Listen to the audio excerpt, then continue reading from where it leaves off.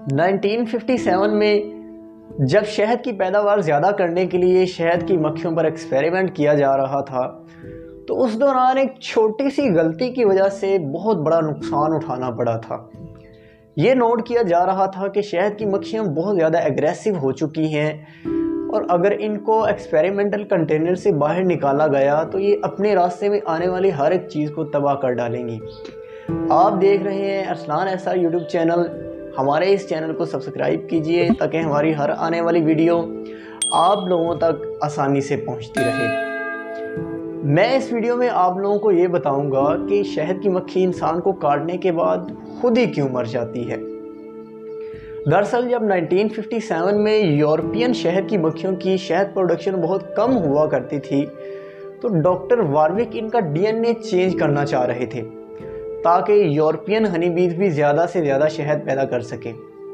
اس مقصد کے لیے افریقن ہنی بیز کو برازیل کے شہر ریو کلاڑو میں امپورٹ کروایا گیا اور افریقن ہنی بیز اور یورپین ہنی بیز کا آپس میں میٹ کروایا گیا۔ ایکسپیریمنٹ کامیاب ہو چکا تھا اور مکھیوں کی ایک نئی نسل پیدا ہو چکی تھی جنہیں افریقنائز بیز کا نام دیا گیا تھا۔ سب کچھ پلان کے مطابق چل رہا تھا، ایکسپیریمنٹ کامیاب ہو چکا تھا کہ اچانک اس ایکسپیریمنٹ کے دوران ڈاکٹر واروک مکھیوں کے بیہیویئر کو دیکھ کر بہت زیادہ پریشان ہو گئے۔ یہ آبزرو کیا جا رہا تھا کہ مکھیاں بہت زیادہ غصے میں آ چکی ہیں اور اگر ان کو ایکسپیریمنٹل کنٹینر سے باہر نکالا جاتا ہے تو یہ اپنے راستے میں آنے والی ہر ایک چیز کو تباہ کرتی چلی جائیں گی۔ اس لیے ان مکھیوں کو ایکسپیریمنٹل کنٹینر سے باہر نہ نکالنے کا فیصلہ کیا گیا، لیکن پھر ہوا وہی جس کا ڈر تھا۔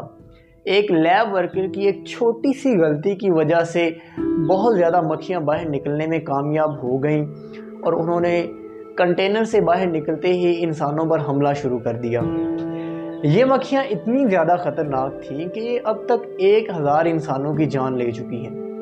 چونکہ ان مکھیوں کو اب کنٹرول کرنا ناممکن تھا اس لیے مکھیاں پھیلتی چلی گئیں اور اب یہ مکھیاں برازیل سے امریکہ تک پھیل۔ کیونکہ شہد کی مکھیاں بہت زیادہ ایگریسو ہوتی ہیں اس لیے اگر یہ کسی انسان کو اپنے چھتے کی طرف آتا دیکھ لیں اس پر اٹیک کر ڈالتی ہیں، یا اگر پولن اکٹھا کرنے کے دوران کسی ہنی بی پر انسان کا پاؤں آ جائے تو تب بھی یہ انسان پر اٹیک کر ڈالتی ہیں۔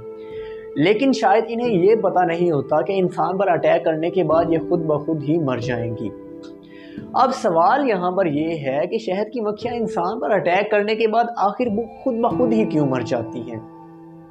معزز ناظرین، دراصل شہد کی مکھیوں کا ڈنگ ایک دانتوں والے چاقو کی طرح ہوتا ہے، اس لیے جب کوئی بھی ہنی بی کسی انسان کو ڈنگ مارتی ہے تو اس کا ڈنگ انسان کی سکن میں پھنس کر رہ جاتا ہے اور اسے اب باہر نکالنا ناممکن ہو جاتا ہے۔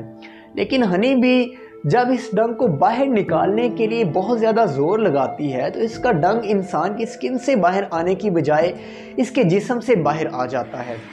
نہ صرف ہنی بی کا ڈنگ انسان اس کے جسم سے باہر آ جاتا ہے بلکہ اس کے بہت سارے مسلز، اس کے بہت ساری نروز اور اس کے ڈائجسٹو سسٹم کے بہت سارے حصے بھی اس کے جسم سے باہر آ جاتے ہیں، جس کی وجہ سے موقع پر ہی ہنی بی کی موت ہو جاتی ہے۔